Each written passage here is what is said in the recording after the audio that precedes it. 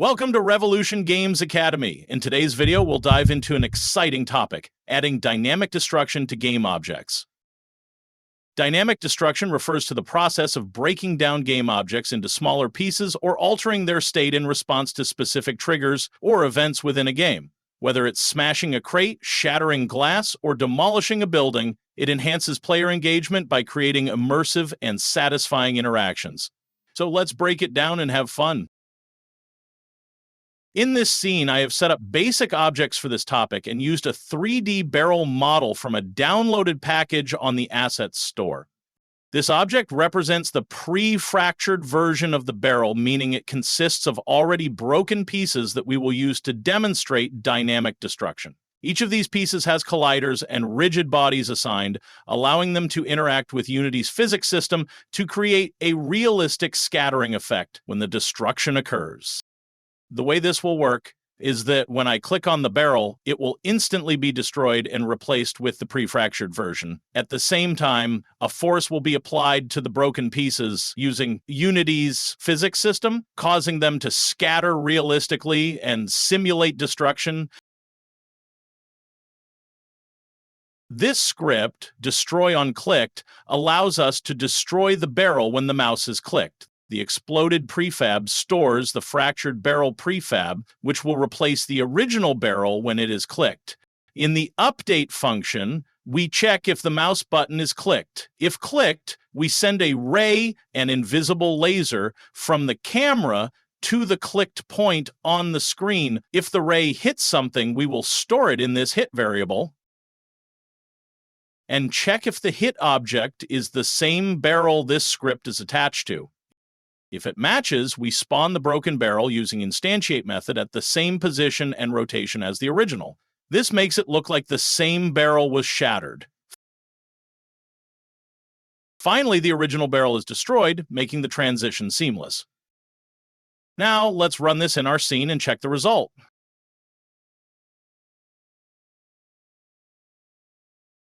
As soon as I clicked the barrel, it was destroyed.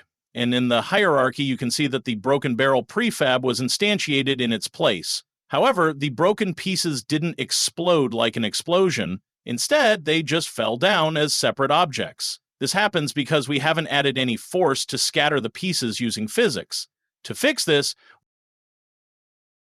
we will go to the prefab and add a script named explode barrel. This script applies a force to each broken piece, making them scatter like a real explosion.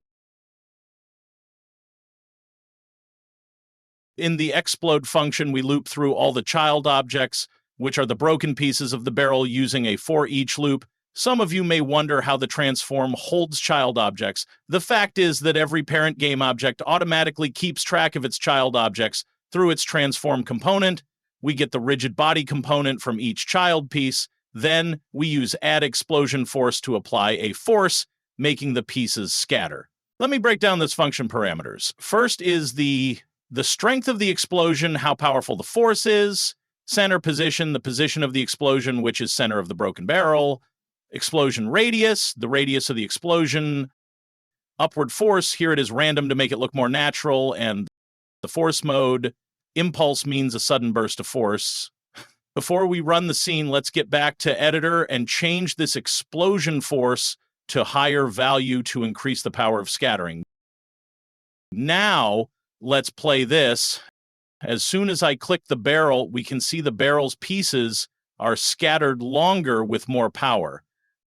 And that's a wrap. We've covered how to implement destruction in Unity using pre-fractured destruction, where we pre-prepare our objects into smaller pieces and activate them when needed, which may be performance-friendly, but remember, these is just simple ways to get started with object destruction. There is more interesting like procedural destruction, which occurs in real time, where objects break based on impact forces, location, and physics simulations, making the results more varied. This approach enhances realism as fractures happen naturally at the moment of destruction. However, it is computationally expensive since the calculations are performed dynamically.